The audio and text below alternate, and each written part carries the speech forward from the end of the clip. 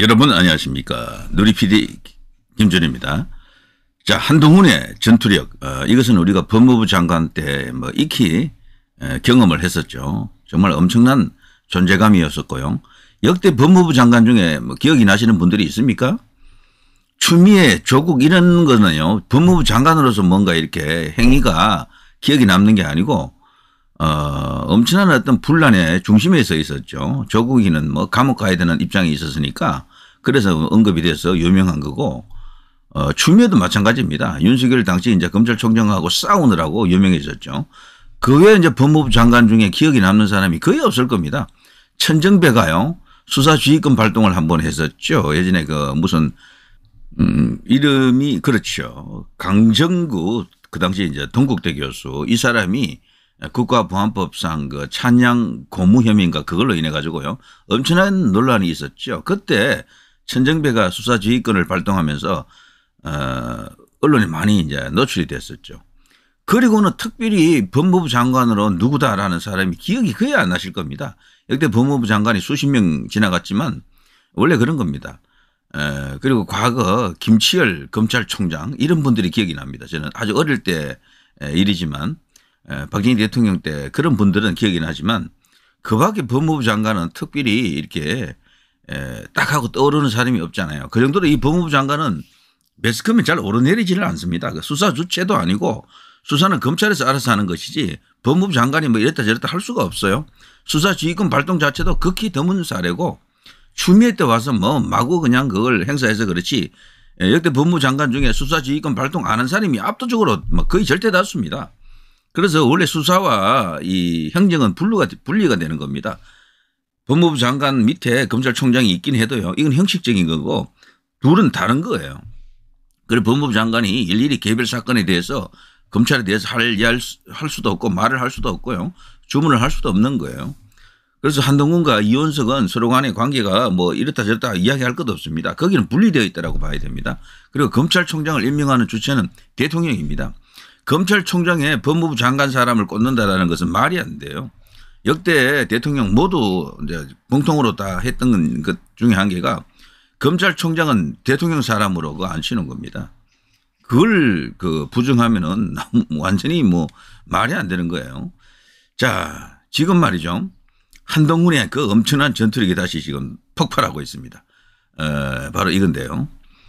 이 지금 보시면요, 한동훈 배신자 이 프레임을 저들이 이제 걸고 있습니다. 세 명 다 그래요. 윤상현도 그렇고 나경원도 그렇고 원희룡도 그렇습니다. 대통령과 각을 세우고 배신을 때렸다 이건데요. 저들이 이제 저렇게 하는 것은 딱 하나입니다. 자신들의 힘으로는 한동훈을 도저히 꺾을 수 없으니까 윤석열 대통령을 이제 이렇게 빙의하는 겁니다. 데리고 와가지고 한동훈 대 윤석열 대결 구도로 지금 가려고 하는 거죠. 구도를 바꾸려고 하는 겁니다. 프레임을 바꾼다라고도 볼 수가 있어요. 한동훈이냐 아니냐라는 이 프레임으로 가면 자신들이 지잖아요. 저도 크게 집니다. 근데 그 프레임을 한동훈이냐 윤석열이냐 이걸로 지금 바꾸는 거죠. 이걸로. 그래서 그 프레임 안에 교묘하게 구도를 집어넣는 겁니다. 지금 현재 1강 3약이잖아요. 좋게 얘기해 주면 1강 2중 1약이 되겠죠. 그런데 여기서 말하는 1강은 절대 1강입니다. 압도적 1강이에요. 50%가 훨씬 넘기 때문에. 그러니 지금 방법이 없어요. 그래서 이런 어떤 술수를 지금 전개하고 있다 이렇게 볼 수가 있겠는데, 대통령을 이제 이렇게 가상의 어떤 그런 프레임을 만들고 있는 거죠. 윤석열 대통령 밑으로 요 세 사람이 다 들어가는 겁니다, 지금. 그래서 구도를요, 1대1 구도로 딱 만들어 버렸어요. 한동훈 대 윤석열, 이 구도예요, 지금. 이거는 구도가 될 수가 없습니다. 이거는 허위 구도예요. 당대표 경선에 나가 있는 사람은 윤석열 대통령이 아니잖아요. 그리고 한동훈은 배신했다 그러는데, 일반적으로 언론에서도 그 배신자 프레임 자체가 살아있는 것은 사실이지만 배신한 증거가 없다라는 거지. 뭘 갖고 배신했습니까? 한동훈이. 말이라도 어디 시원하게 대통령을 한번 공격이나 했습니까? 뭘 했어요? 한 번도 한 게 없다니까. 기껏 해봐야 식사 초대, 그 건, 그리고 김경률 건, 이런 정도. 그 밖에 뭐가 있습니까? 배신한 게 뭐가 있어요?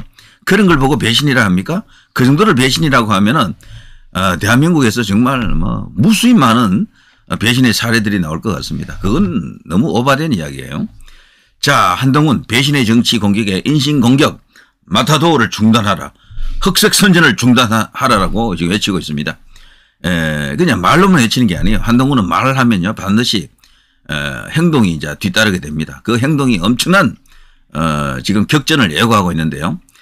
원희룡에게 이번에 실망했다는 사람이 많습니다. 원희룡쯤 되면요 이번에 한동훈이 자신보다도 그 10년 터울 후배잖아요. 뭔가 이렇게 덕으로서 경쟁해야 돼.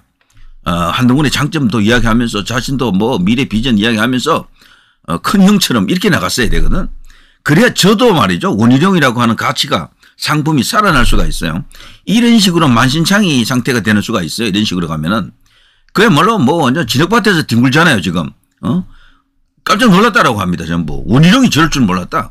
다른 사람도 아닌 한동훈에게 평소 그렇게 그냥 친형제처럼 이렇게 보였는데 갑자기 왜 저러느냐. 글쎄요. 알다가도 모를 게 바로 이 이제 권력인 것 같습니다. 그리고 정치라고 하는 것이 그런 측면이 있죠.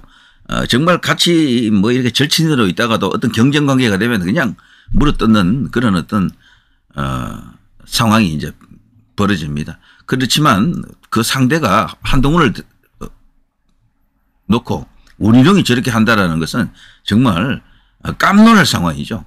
그야말로 이제 원한입니다. 원한. 공방 거세지는 원한. 이러니까 마치 둘 사람이 무슨 원한 관계가 된 것처럼 되고 말았죠.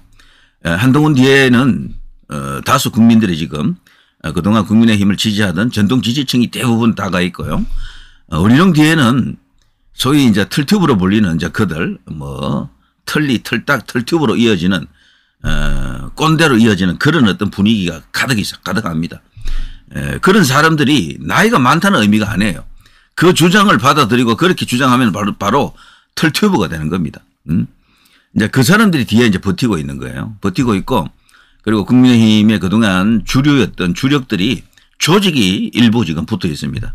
그렇지만 그건 착시 현상이에요. 조직은 지금 크게 의미가 없습니다. 지금 제가 알기로도요 국민의힘 조직이 전체가 지금 움직이지 않고 있어요. 다들 관망 중에 있다라고 합니다. 지금 공개적으로 한동훈 지지 선언하는 사람들이 좀 나왔죠.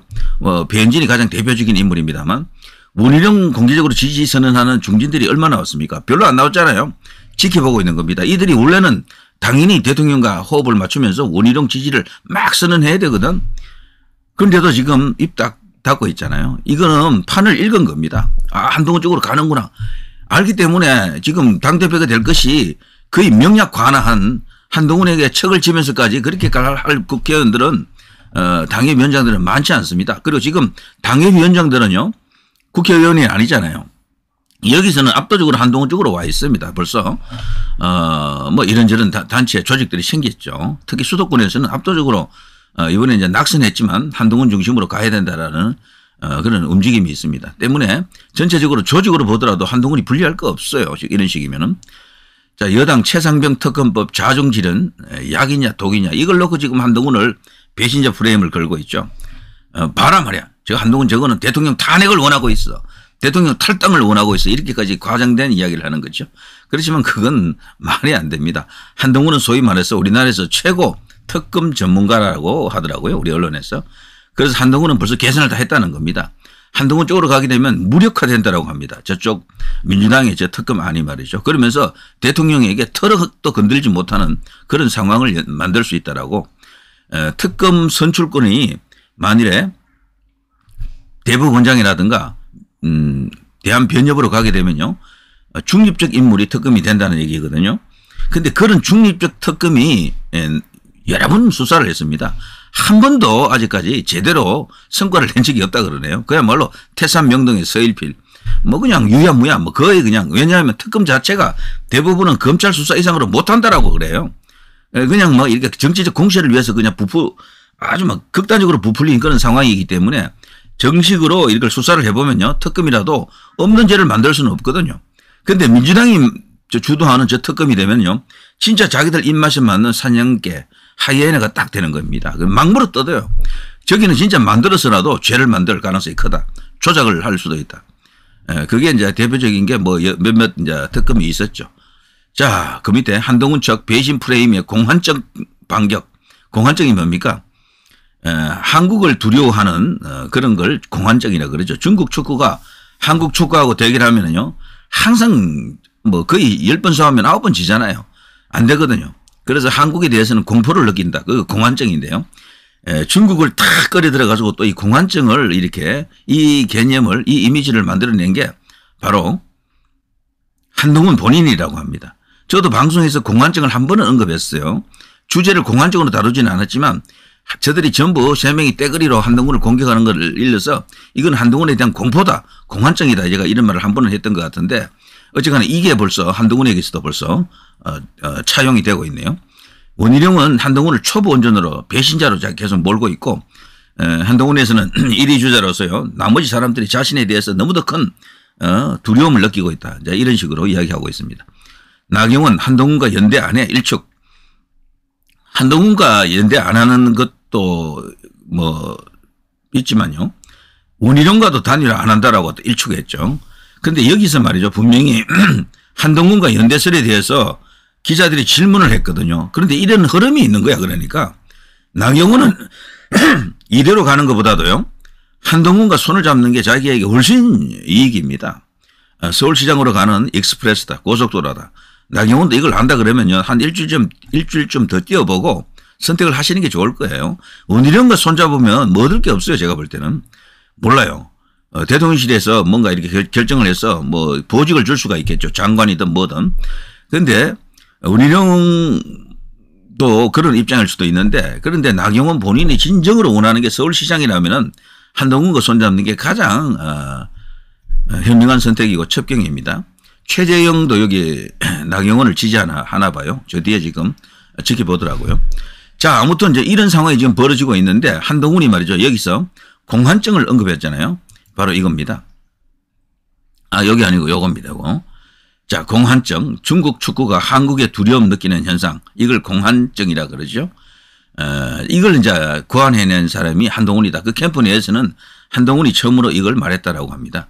자, 바로 공환증이죠. 공환증. 공포를 느낀다 할 때 공, 한국 할 때 항. 자, 한동훈을 두려워하는 현상을 공환증이다.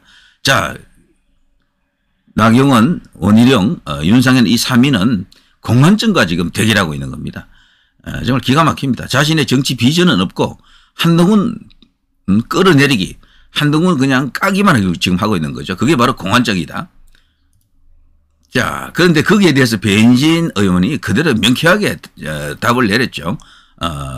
걸핏하면 진창에 빠지는 운전사들, 이들이 바로 나경원, 원희룡, 윤상현, 옛날 방식으로 선거운동하고 있는 거죠. 이런 걸로는 수도권에서 안 먹힌다. 전부 라떼 스타일이다라고 하더군요. 달리 말하면 털리, 털딱, 털튜버, 꼰대들이다. 그런 선거를 하고 있다라고 합니다. 이런 선거로는 수도권에서는 여성들을, 특히 젊은 층 여성들, 그리고 10대, 20대, 30대, 40대들, MZ들, 이들에게는 선택을 받지 못한다. 그렇게 되면 국민의힘은 영원히 야당이다. 앞으로 선거에서 이길 수 없다. 이런 의미가 들어있습니다. 여기. 그런데 한동훈은 다르다. 당원이 지목하는 길로 갈 줄 아는 내비게이션을 가진 그야말로 새로운 보수, 새로운 리더라고요. 예, 극찬을 했습니다. 내비게이션이 있는 것하고 없는 것하고 완전 다르잖아요. 내비게이션 없는 것은 자기가 아는 곳만 다니는 거예요. 새로운 도전을 할 수가 없습니다. 새로운 도전하면 뭐 계속해서 미로에 빠져서 뭐 엉망이 되는 거예요. 그거는 그냥 패배를 이야기하는 것이다. 그런데 한동훈은 그렇지 않다. 내비를 딱 갖고 있다. 최첨단 초정밀 내비게이션을 갖고 있다. 뭐 이런 식으로 극단적으로 이들의 관계를 한 방에 그냥 정리했습니다. 배현진 대단합니다. 자, 그리고 말이죠. 참고로 이런 것도 좀 보시죠. 지금 세 사람이 공환증을 지금 느끼고 있는 것은 확실한데요. 한동훈에게 다들 도움을 많이 받았어요. 한동훈이 특별히 이 세 사람은 열심히 달려가서 많이 도왔습니다. 원희룡도 그렇고 나경원도 그렇고요. 윤상현도 그렇습니다. 한동훈은 최선을 다했습니다. 이래 놓고 저들이 지금 와서 후배잖아요. 그리고 어떻게 보면 사회적으로도 후배고 정치적으로도 까마득한 후배 아닙니까? 청출 어람이 될 수도 있는 이 후배에게 하는 짓을 보십시오. 얼마나 못난 짓들입니까 정말. 다독이고 격려해줘도 시원치 않을 판인데 너 그저 밀어내기 하느라고 아주 뭐 정신없습니다. 그런데 여기에 대해서 국민들은 다 알고 있는 거죠. 너무하다. 그것은 니들이 할 일이 아니다. 한동훈 가는 길에 비켜. 나와. 나서지 마. 이런 게 지금 다수 민심 아닙니까? 자, 아무튼요. 지금 돌아가는 게 결국에는 공환증과의 대결, 한동훈의 대세론, 결국 한동훈이냐 아니냐 이 싸움인데 이들이 지금 어떻게든 이걸 뒤집어 보려고 뭐 정말 앙탈힘을 쓰고 있습니다. 소위 이제 선배들이라는 당에서 그냥 5선 2명, 그래도 한 사람은 5선 뭐 이상의 어떤 정치력을 갖고 있는 원희룡 이 세 사람 아닙니까? 글쎄 이번에 더 이상 자신들의 그 이미지를 훼손하는 일이 없기를 바랍니다. 그래야지만이 국민의힘이 전당대회 끝나고 나서도 새로운 어떤 발전된 길로 나갈 수도 있다. 화합된 그런 어떤 조직을 만들 수가 있다. 이런 생각이 듭니다. 누가 되든 말이죠. 당대표 중심으로 똘똘 뭉치는 그런 결과를 한번 기대해 봅니다. 자, 공환증입니다. 한동훈을 두려워하는 현상에 대해서 한동훈이 드디어 이제 언급을 했고요. 한동훈은 이 공환증을 일단 제시했지만 개별적인 싸움은 본인이 이제 하지 않는데요. 자신은 미래 비전 중심으로 나가고 캠프에서 싸운다라고 합니다. 이건 잘 됐습니다. 한동훈은 이제 과거 법무부 장관 시절처럼 저들과 일일이 따따붙다 할 필요가 없습니다. 이제는 큰 싸움은 한 번씩 하더라도요. 이재명 상대로. 이제는 한동훈은 앞을 보고 미래를 보고 나가야 되겠죠. 자, 이렇게 되면 한동훈 현상은 더욱더 뚜렷해지는 현상을 보일 겁니다. 가수가 되면서 완전 압도적 일강 대세를 굳힌다. 이런 생각이 드네요. 자, 누리 PD 김준희였습니다.